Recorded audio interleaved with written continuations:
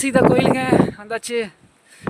வா அரே வா வரே வரே வரே. ஸோ இது வரைக்கும் தான் போகணுங்க.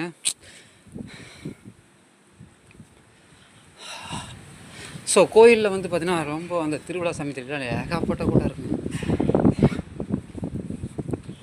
பார்த்தீங்கன்னா நிறைய நிற்பாங்க. One second.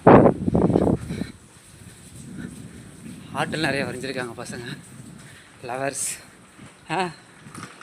வா இந்த மாதிரி இதில் தான் போகணும்.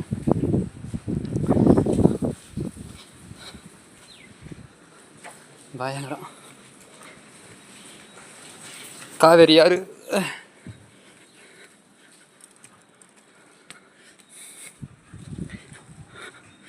வட்டாப்பிட்டி வட்டாப்பிட்டி.